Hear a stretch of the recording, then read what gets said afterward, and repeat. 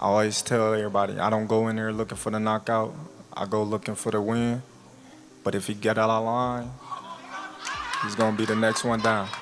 For Terence Crawford, he has definitely gone under the radar. 4-weight world champion, 41-0, 31 knockouts. A southpaw who's got IQ and speed and craft.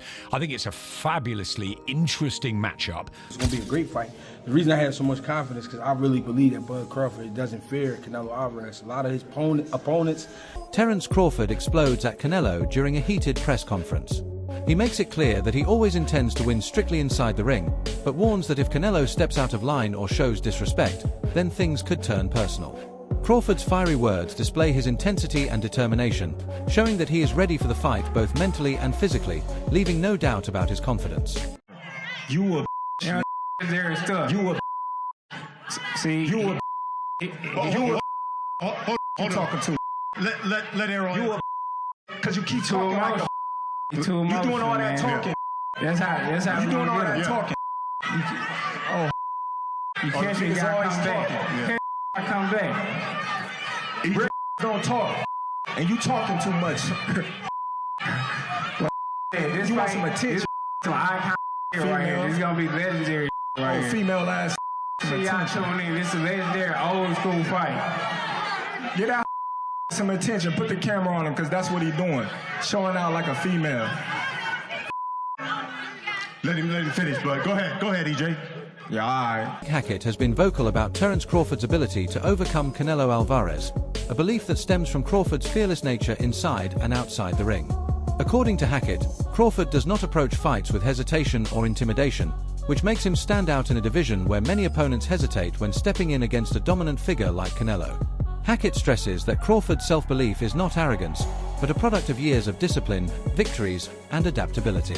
Confidence, he says, is a fighter's strongest weapon, and Crawford carries it into every contest.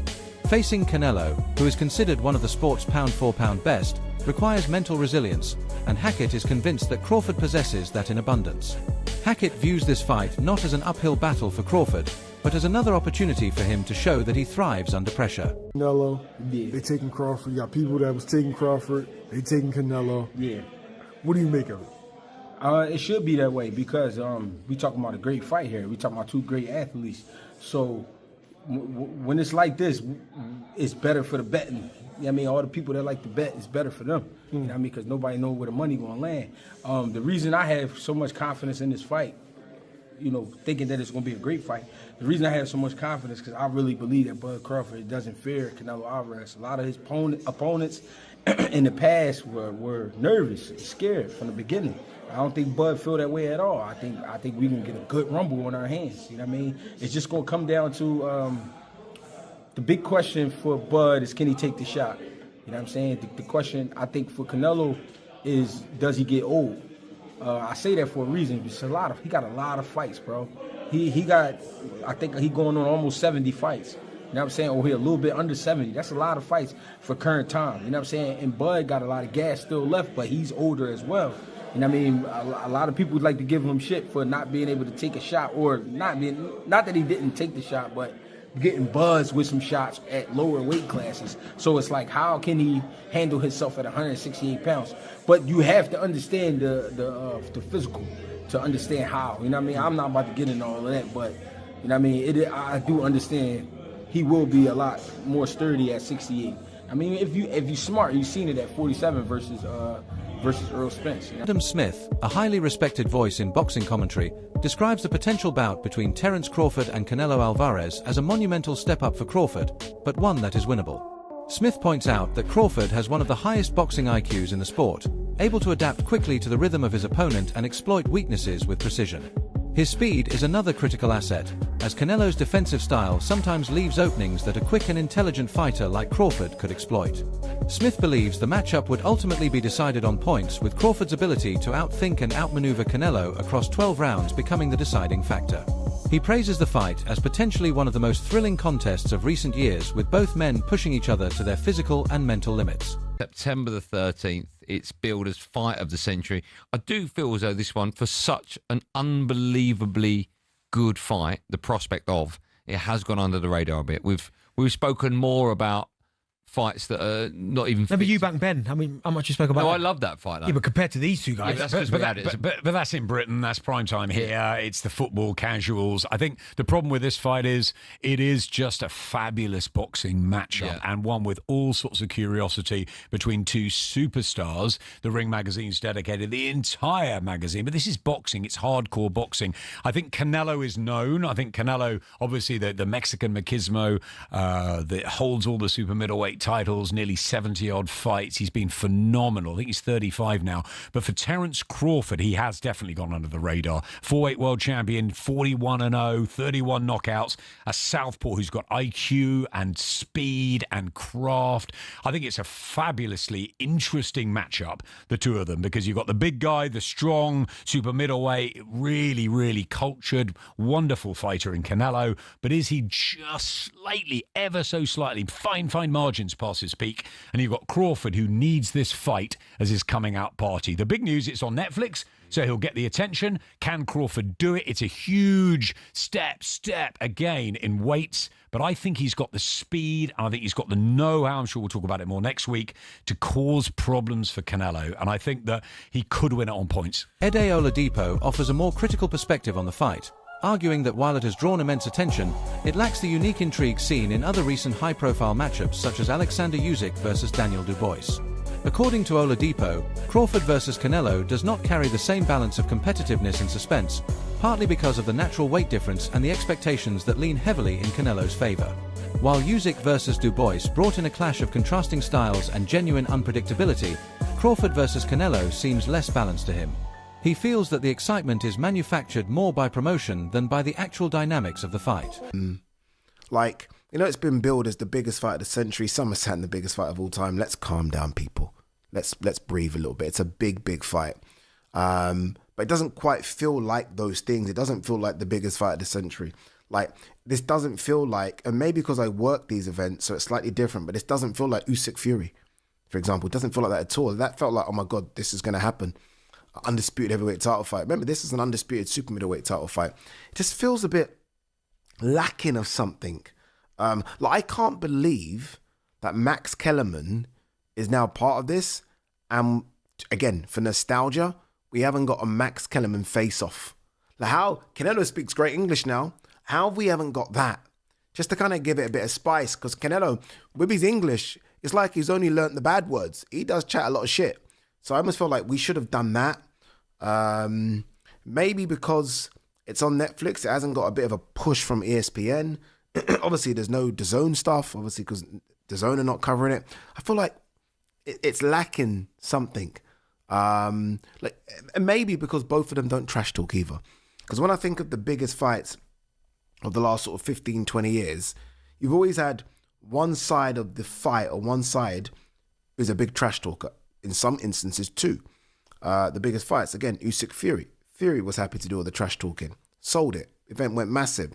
Mayweather Pacquiao. Mayweather is happy to do all that, right? Mayweather McGregor. Hence why that went just colossal, because you got two of the biggest trash talkers ever doing it. This time, Canelo ain't saying anything. Crawford ain't saying anything. Feels a bit flat. Feels a little bit flat. Promoters have done everything possible to elevate Crawford versus Canelo into a cultural spectacle by branding it as the biggest fight of the century. They have tapped into the global boxing audience, creating excitement beyond the sport's traditional fan base. The involvement of Netflix has further amplified the hype, offering unprecedented coverage, behind-the-scenes footage, and access that makes the event feel larger than life. With documentaries, interviews, and press conferences strategically marketed, the fight has reached households that may not ordinarily follow boxing. This promotional approach blurs the line between sports and entertainment, building anticipation that rivals the biggest crossover events in history. I'm holding you to the standard you set.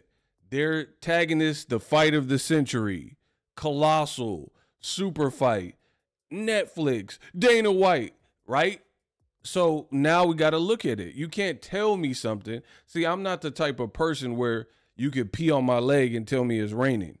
If that's you and you're going to let somebody urinate on your leg and tell you it's raining, that's on you. But I don't do that. I'm a critical thinker, and I'm not just going to listen to what you tell me and see if the facts don't support that, right? So if this is the fight of the century, let's look at it. Boxing tickets, Canelo versus Crawford, right? Since August 29th, tickets listed, $2,566 value, $7 million plus worth of tickets.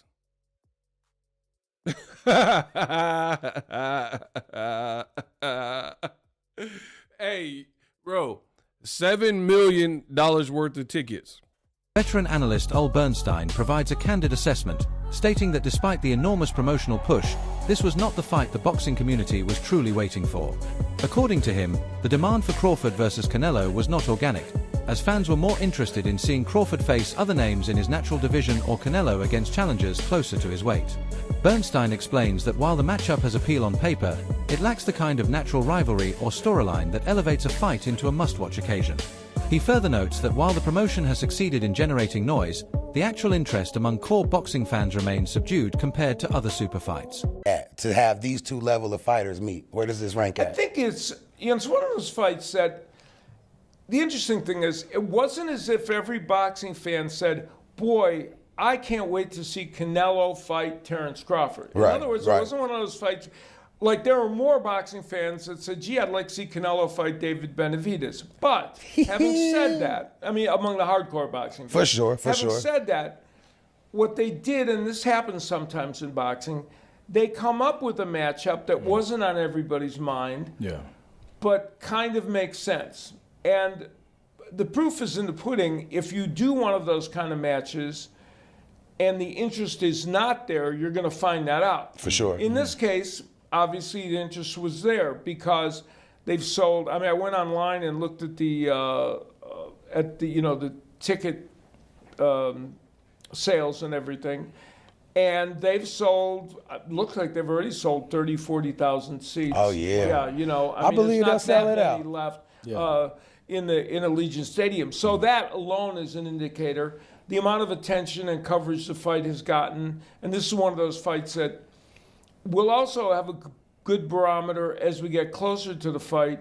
How much is the mainstream sports media covering the fight? Yeah. It used to be in the old days, big fights were covered all the time by the mainstream sports media, not so much in recent years. And so that's always a barometer of whether it, really is as big as we think. As far as the actual matchup is concerned, when it was originally announced, I thought they were going to have a hard sell in convincing people that Crawford could come up 2 weight classes and take on a 168-pounder because he already moved up. Another widespread opinion surrounding this matchup is the perception that while it will attract a large audience, it was not a fight that fans actively demanded. Many feel that the size and weight difference heavily favor Canelo, which could turn the fight into a predictable outcome. The excitement, therefore, hinges on whether Crawford can overcome those disadvantages and pull off a historic win. If Crawford succeeds, it will be remembered as a shocking and thrilling event, rewriting the narrative of boxing underdogs. However, if Canelo wins in the manner most expect, the fight may be dismissed as boring or inevitable. This view reflects the tension between hope and expectation, with fans craving the possibility of an upset, but wary of being let down by a result that seems predetermined. So many tickets available for this fight because of that undercard. This promotion has been it's very interesting, man. Number one, there's no real reason for this fight to take place. Terence Crawford and Canelo. Nobody was asking for the fight. There's no natural connection between the two fighters. There's just two names that people think are on the top of a hypothetical list called the pound for pound list that many people act as if it's real. So they're two top pound for pound people, and they put them together and think this makes some big magic match. It may be a magic match once they get in the ring if Terence Crawford can overcome Canelo Alvarez. It's got a real potential for that. But what happens if the fight winds up just being what more than likely it'll be, which is Terence Crawford trying to get away from the bigger, stronger Canelo Alvarez? Because, again, he's jumping so many weight classes. That's the gimmick. That jumping the weight class is the gimmick that is supposed to be attracting people to this fight.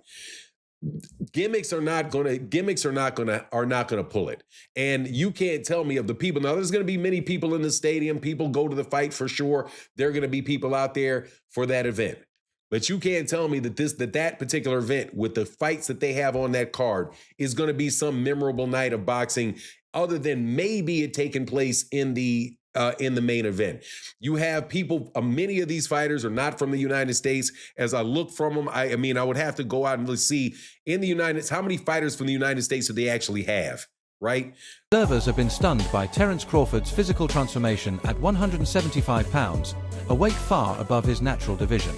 Reports and visuals show him looking shredded with defined muscles, a thicker neck, and broader shoulders, projecting the image of a fighter prepared to face a physically dominant opponent like Canelo. This transformation has reassured many that Crawford is not walking into the fight undersized, but rather has tailored his body to withstand the demands of a higher weight class. His conditioning suggests that he has taken this challenge seriously, investing in strength and conditioning programs that maximize power without compromising agility. For fans, seeing Crawford bulked up yet still sharp creates hope that he can neutralize Canelo's physical advantages and bring the same technical brilliance that has defined his career. The sight of a stronger, sharper-looking Crawford has fueled new debates about whether size will truly be the deciding factor. Terence Bud Crawford is absolutely ripped, absolutely shredded, what looks to be about 175. Now, he fights next Saturday, a week out from the fight. It's a week out from the weigh-in, so I'm sure that you look at Terence Bud Crawford right there, and you see he is absolutely shredded right there. And this is a week before the weigh-in, right? So I'm pretty sure he's probably weighing about 174, something of that magnitude, maybe about 173. 175 is probably the max he is at one right now, because obviously the weight is at 168 and he's a week out. So he might be around 173, drop 5 pounds next Friday for the weigh-in, right? So Terence Crawford, as I showed you guys, is training and putting a mass in his shoulders and in his legs. As you can see here, once again, right? He hasn't gained a lot of muscle mass except in his shoulders, okay? When you look at Terence Crawford in previous fights, previous weigh-ins, his arms look pretty much the same. His neck and his shoulders is where you can see a clear difference from fights in the past, right? When you look at his midsection, his core, right, you can see the water weight, right? So right now, it's going to look like his midsection, his core is going to look bigger than what it actually is. Canelo Alvarez's pedigree cannot be overlooked. Having turned professional at just 15 years old, he brings decades of experience against some of the greatest names in boxing. Unlike many fighters who might lack technical fundamentals, Canelo possesses one of the best jabs in the sport, a granite chin, and an ability to adjust tactics mid-fight. His reputation as an elite boxer is built on victories across multiple weight divisions and his consistent ability to handle high-pressure situations. For Crawford, facing someone with such a deep resume presents the ultimate test. Canelo's blend of skill, toughness, and ring intelligence makes him a dangerous opponent for any fighter, regardless of their style. Terence Crawford, a guru in the ring? Absolutely. He is one of the best fighters ever created in humanity. But you cannot say that I'm going to come in with 5 pounds taped across my arms and legs and then go against Canelo Alvarez. He's not going against some dude who doesn't have counter punches, who doesn't have a ring IQ. Canelo's been fighting since 15 and is one of the few fighters who has taken literally less punishment than, say, Caleb Plant, who has like 25 fights. If you look at the amount of punishment that Caleb Plant has taken in his fights, Canelo has probably taken less punishment than that. And he's coming in hungry. And he's going to come in with 87 billion Mexicans in the ring walk, everybody flying flags. You don't know what Crawford's stage fight is going to be, coming in front of 70,000 people. Canelo's been there. He's going to put the shoes to Crawford. That's it for today's video. Stay tuned. Until next.